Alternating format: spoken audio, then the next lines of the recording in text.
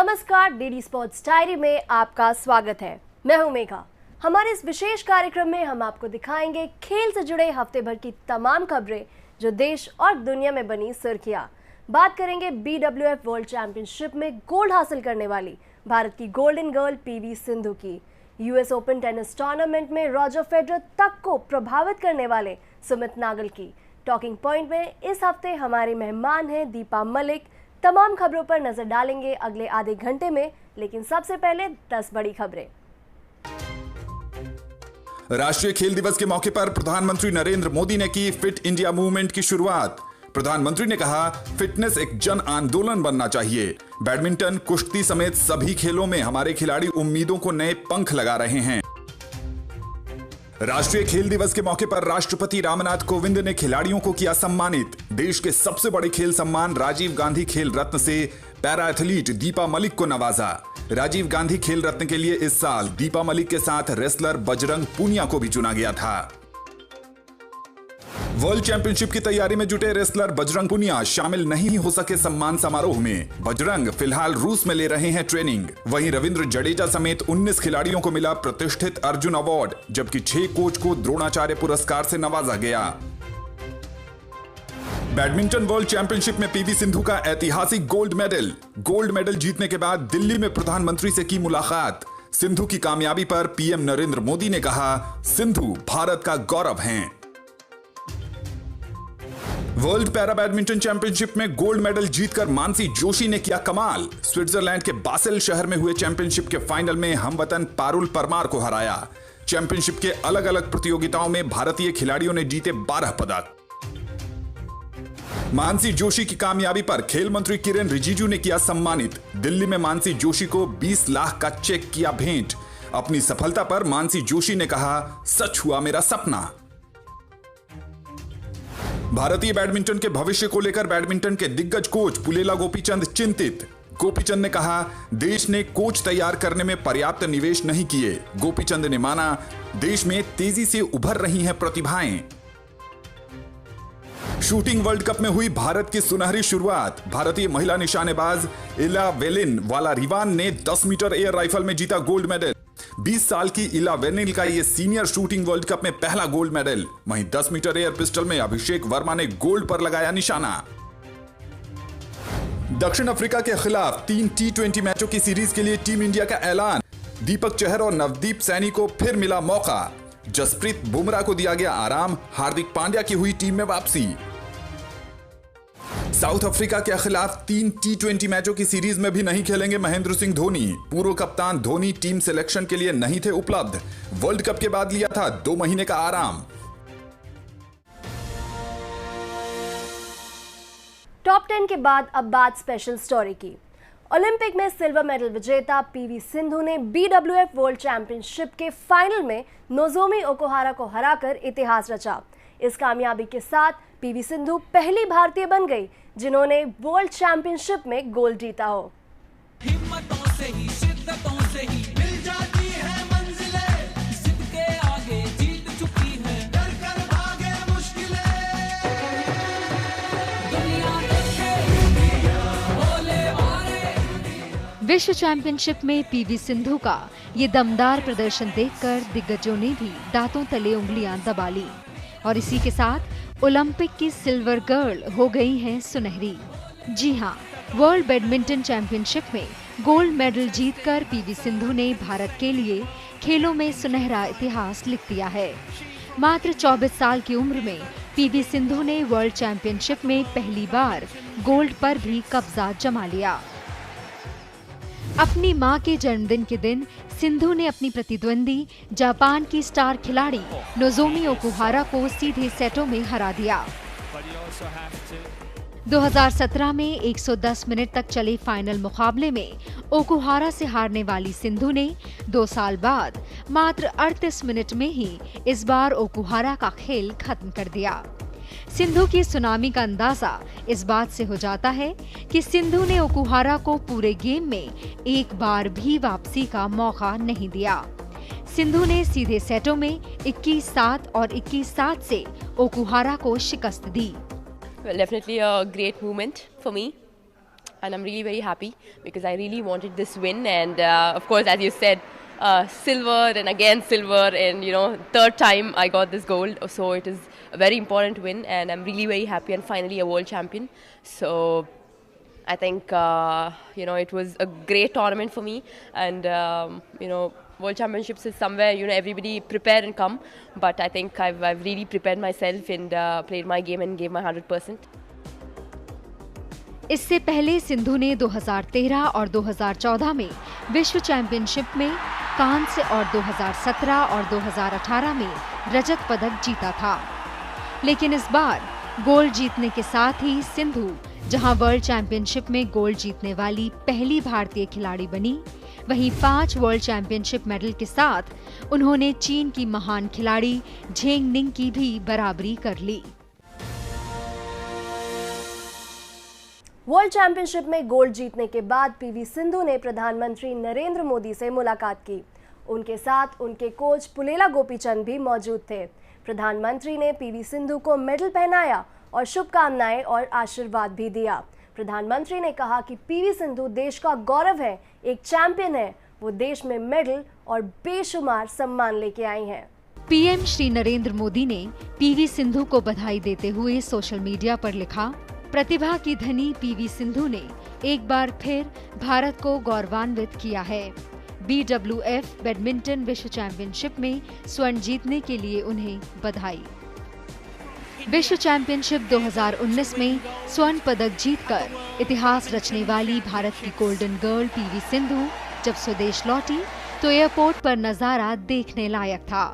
यहाँ उनका जोरदार स्वागत हुआ तो वहीं आत्मविश्वास से भरी सिंधु ने मुस्कुराते हुए कुछ इस तरह अपने समर्थकों को शुक्रिया कहा। A much weighted win. I've missed it 2 times in 2017 and 18, but finally I did it, and I'm really. Many of the greats are saying that you are already the greatest badminton player that India has ever seen. Well, definitely, I think I would take it as a very good compliment, and this will give me a lot of confidence. And especially, I would like to thank my coaches, Gopi sir and Kim. PV Sindhu के coach Pullela Gopichand भी सिंधु की इस उपलब्धि पर खुश नजर आए और उन्होंने इसे बेहद खास बताया। That I think each medal which she has won in the past was very good, and this gold is definitely very special. Not only is the world champion tag and the medal, but the fact and the way in which it's come is something which is really remarkable. लगातार 2 final हारने के बाद मिली जीत से बेहद उत्साहित सिंधु ने भी अपनी भावनाओं का इजहार सोशल मीडिया पर किया।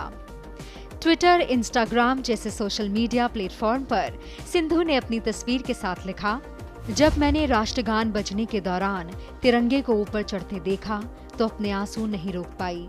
विश्व चैंपियनशिप में कल की जीत के बारे में शब्द मेरी भावनाओं को व्यक्त नहीं कर सकते। इतने समय से इसकी तैयारी कर रही थी, आखिरकार इंतजार खत्म हुआ। यह मेरे माता पिता, मेरे कोच और मेरे ट्रेनर के समर्थन के बिना संभव नहीं था। और सबसे महत्वपूर्ण बात, मैं अपने प्रायोजकों और अपने सभी प्रशंसकों का शुक्रिया अदा करना चाहूंगी जिन्होंने मेरा समर्थन किया। हिम्मतों से ही, शिद्दतों से ही मिल जाती है मंजिलें, जिद के आगे जीत चुकी है, डर कर भागे मुश्किलें। दुनिया देखे, बोले मारे।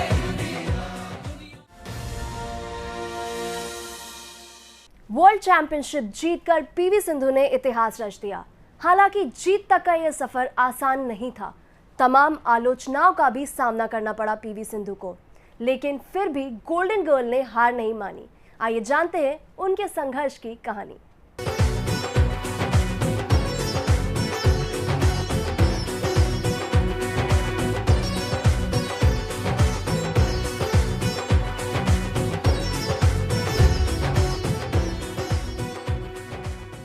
ये जीत जितनी चमकदार दिख रही है, उसके पीछे की कहानी उतनी ही मुश्किल भरी है। ये मेडल जितनी सुनहरी दिख रही है, उसके पीछे का रंग आलोचनाओं से उतना ही भरा हुआ है। सिंधु की कामयाबी किसी संघर्ष भरी कहानी से कम नहीं है। एक ऐसी कहानी जो सिखाती है कि कैसे बार बार असफल होने के बाद भी अगर इंसान हौसला न खोए, अपने लक्ष्य की तरफ बढ़ता रहे, तो एक दिन जीत उसके कदम चूमती है। 6 साल पहले 2013 में सिंधु ने पहली बार वर्ल्ड चैंपियनशिप से ही वर्ल्ड बैडमिंटन में अपनी पहचान बनाई। सीनियर लेवल पर सिंधु ने पहली बार इसी टूर्नामेंट में ब्रॉन्ज मेडल अपने नाम किया। सिंधु ने 2013 और 2014 में ब्रॉन्ज मेडल जीता।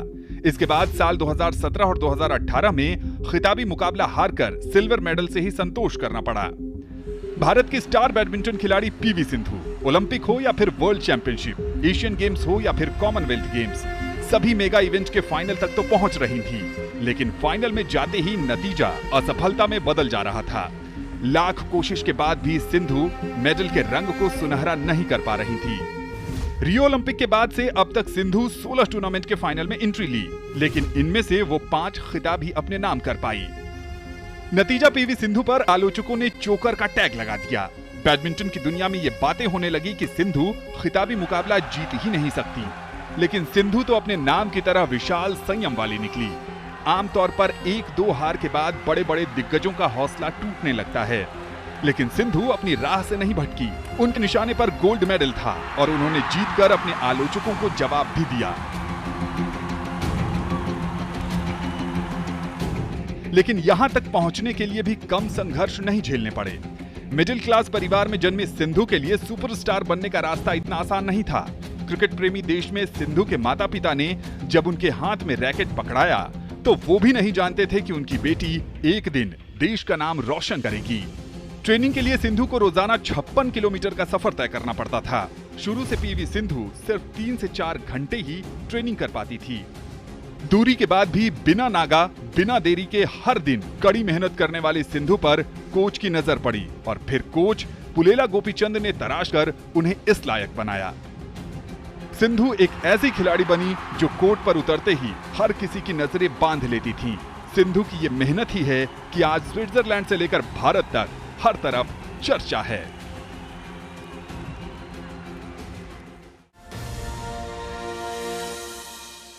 और अब बात उस खिलाड़ी की जो कि अपना मैच तो नहीं जीत सका, लेकिन जिसने अपने जुनून से सबका दिल जीत लिया।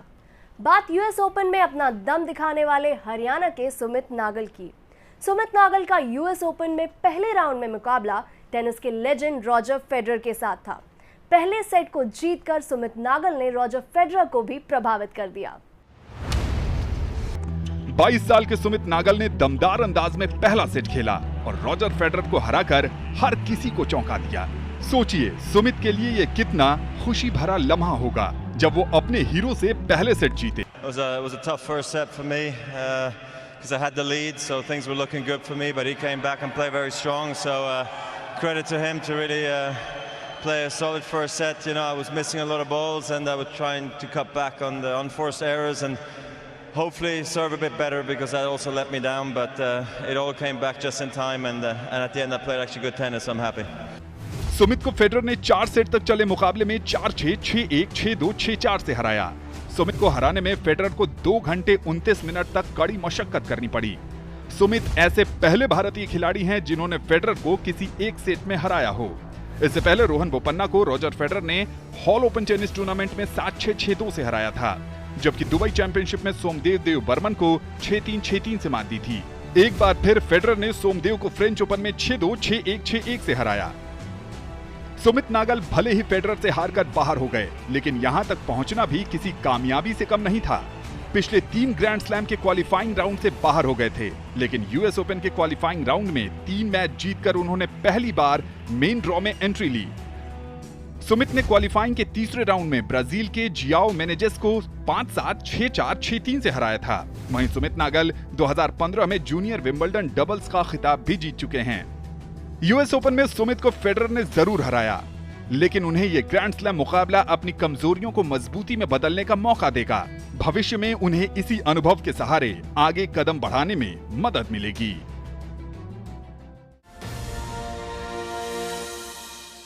और अब वक्त टॉकिंग पॉइंट का। टॉकिंग पॉइंट में इस हफ्ते हमारी मेहमान है पैरालंपिक्स में सिल्वर मेडल विजेता दीपा मलिक।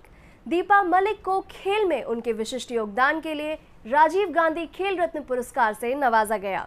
दीपा मलिक से हमारे संवाददाता योगेश कुमार ने की खास बातचीत। हमारे साथ इस वक्त हैं बेहद ही खास शख्सियत। जी हाँ, इस वक्त की खेल रत्न अवार्ड विजेता दीपा मलिक। एक ऐसी महिला जिन्होंने नामुमकिन को मुमकिन कर दिखाया। चलिए उनसे बात करते हैं। स्वागत है दीपा जी आपका डीडी स्पोर्ट्स पर।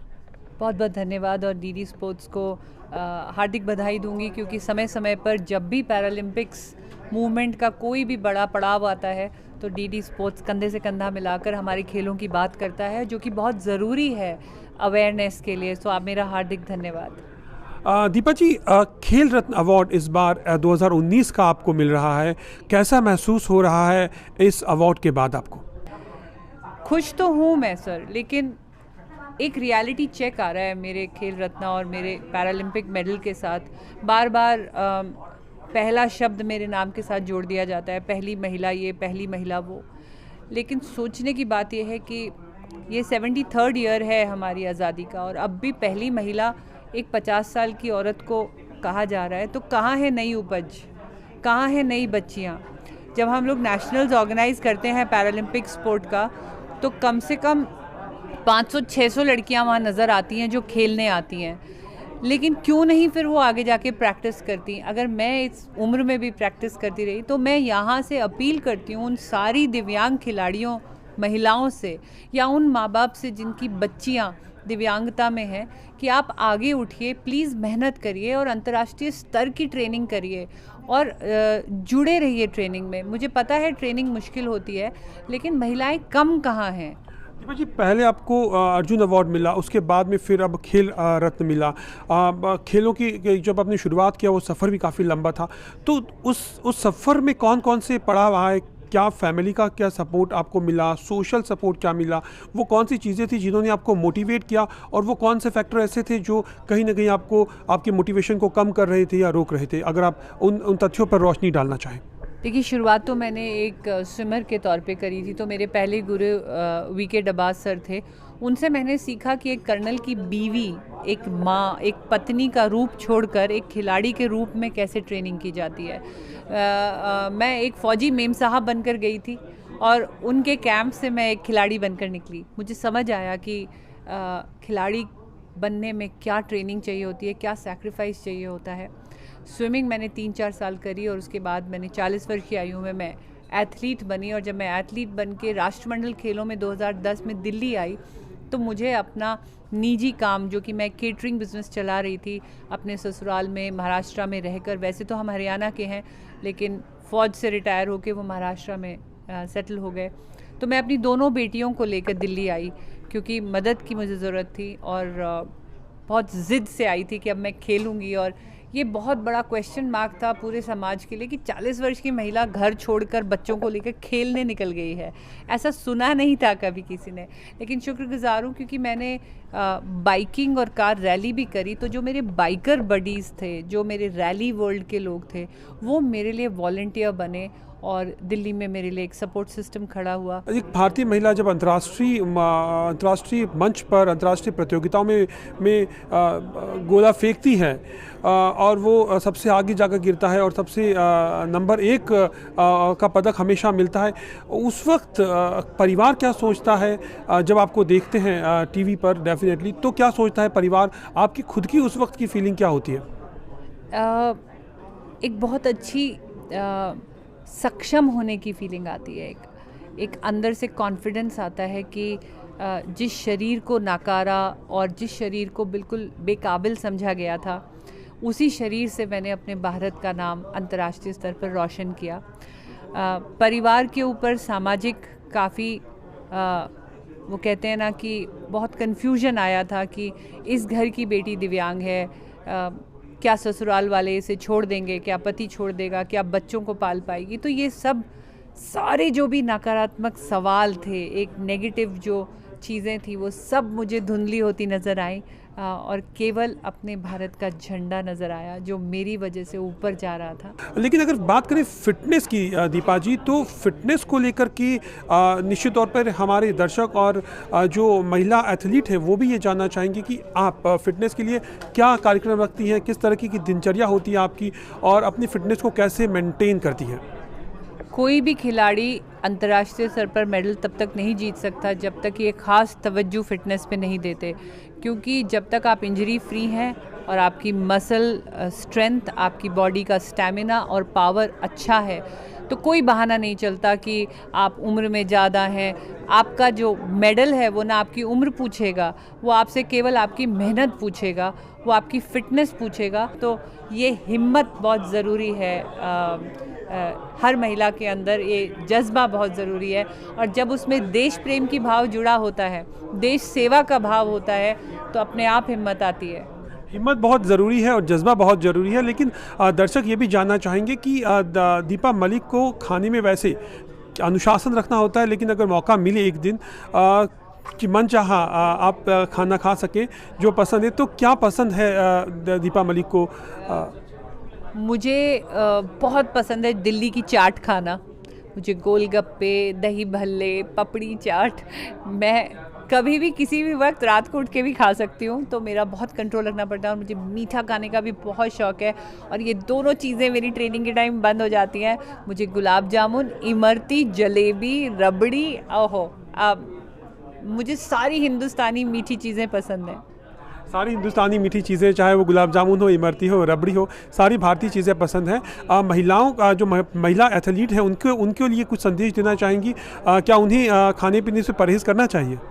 आप मानेंगे नहीं, जब मैं अपनी ट्रेनिंग के लिए उतरती हूँ तो एक साल न चीनी खाती हूँ, न कार्बोहाइड्रेट्स खाती हूँ। एक बहुत स्ट्रिक्ट डाइट होती है। और मेडल, मैं आपको ये कह दूँ कि आप 1 घंटे जिम में क्या करते हैं, मेडल उससे नहीं बनते। बाकी के 24 घंटे में 23 घंटे आपकी प्लेट पे क्या रखा होता है, उससे भी मेडल उतना ही बनता है। तो बहुत स्ट्रिक्ट डिसिप्लिन की ज़रूरत है। प्लीज़ अपने स्पोर्ट्स न्यूट्रिशनिस्ट की सुनिए, अपने कोच की सुनिए, और सही खाना, सही भोजन खाइए, क्योंकि एक खिलाड़ी के लिए ये डिसिप्लिन बहुत ज़रूरी है, चाहे वो महिला हो, चाहे वो आदमी हो। लेकिन मेडल बनाना है तो अपनी दिनचर्या को बहुत बहुत बहुत ज़्यादा स्ट्रिक्ट रखना पड़ेगा। डीडी स्पोर्ट्स डायरी में अभी और भी हैं कई खबरें। छोटे से ब्रेक के बाद बताएंगे कि 2020 टोक्यो पैरालंपिक्स के लिए भारत की क्या है तैयारी, 2020 टोक्यो पैरालंपिक्स के क्या है टारगेट्स।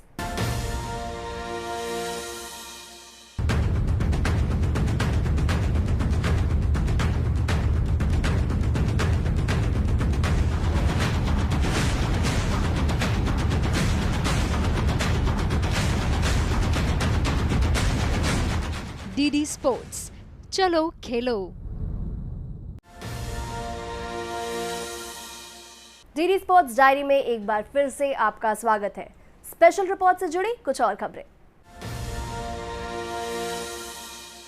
टोक्यो पैरालंपिक्स का काउंटडाउन शुरू हो चुका है। इस बार भारत का टारगेट अपनी मेडल की संख्या को दुगना करने का है।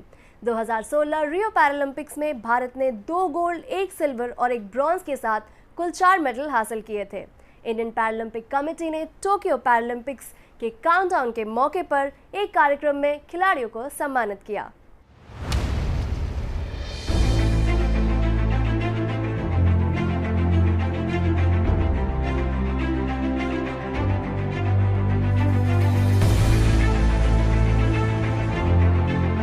टोक्यो पैरालंपिक की उल्टी गिनती शुरू, महामुकाबला शुरू होने में बस 11 महीने शेष।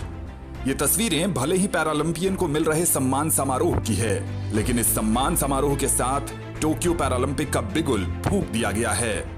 2020 पैरालंपिक की उल्टी गिनती शुरू हो गई है। भारतीय पैरा एथलीट्स ने कमर कस लिए हैं। इस बार 2016 पैरालंपिक से भी बेहतर प्रदर्शन की उम्मीद है।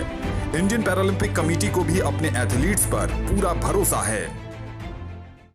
मैं आपको बताना चाहता हूं कि जो हमारी प्रिपरेशन चल रही है 2020 टोक्यो पैरालंपिक गेम्स के लिए, मैं एज प्रेसिडेंट ऑफ पीसीआई आपको अश्योर करना चाहता हूं कि जो इंडिया ने आज तक 1960 से लेकर 2016 तक मेडल जीते हैं, 11 मेडल जीते हैं, हमारी कंट्री 2020 में उससे भी ज़्यादा एक ही पैरालंपिक गेम्स में मेडल जीतेगी।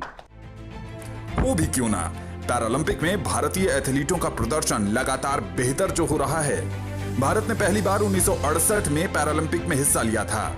वहीं भारत अब तक पैरालंपिक में कुल 11 पदक जीत चुका है। 2016 के रियो पैरालंपिक में भारत ने 4 मेडल जीते, जिसमें 2 गोल्ड, 1 सिल्वर और 1 ब्रॉन्ज मेडल था।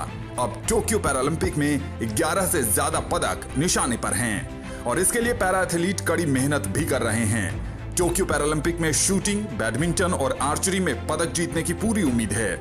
पैरालंपिक के लिए अप्रैल 2020 तक क्वालिफायर चलेंगे।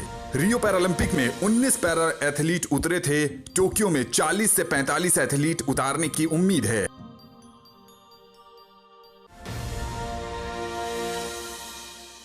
और अब बात उड़ने वाली कार की। जी हाँ, सुनने में जरूर अजीब लगे, लेकिन अगर आप देखेंगे तो आप भी यही कहेंगे कि ये कार है या प्लेन या चिड़िया।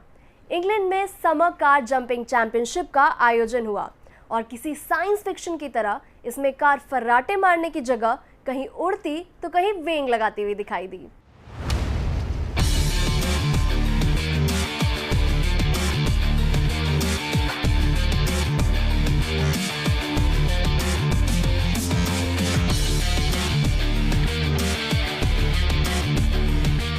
अब तक आपने गाड़ियों को सड़क पर चलते देखा, जमकर फर्राटा भरते देखा, लेकिन अब किसी साइंस फिक्शन की तरह हवा में उड़ते देखिए।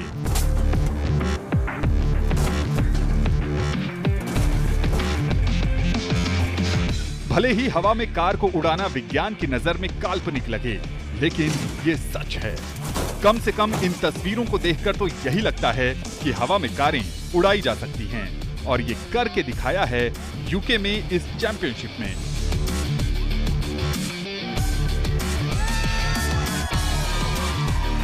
हवा में कार उड़ाने की इस चैंपियनशिप का आयोजन 26 अगस्त को किया गया। हवा में छलांग लगाती इन कारों ने ग्रेविटी के नियम को भी कुछ पल के लिए गलत साबित कर दिया, क्योंकि कुछ सेकंड के लिए ही कई कारें हवा में लटकी जो नजर आईं। हवा में कार उड़ाने को लेकर ड्राइवर्स में भी एक अजब का जोश दिखा। रैंप पर सभी ड्राइवर ने एक के बाद एक लाइन को पार करने की कोशिश की। इस अनोखी प्रतियोगिता में पुरानी हो चुकी कारों की सेफ्टी का भी ख्याल रखा गया। हालांकि इस खतरनाक रेस में किसी को कोई गंभीर चोटें नहीं आई।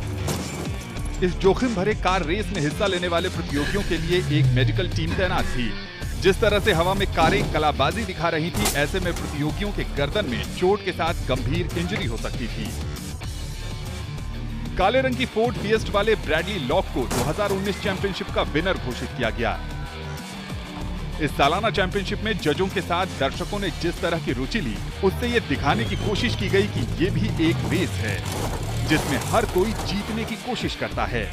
इस प्रतियोगिता के विनर को 50 पाउंड की इनामी राशि भी दी गई, जो इस पिकअप ट्रक के लिए भी एक तरह से सम्मान को दर्शाता है।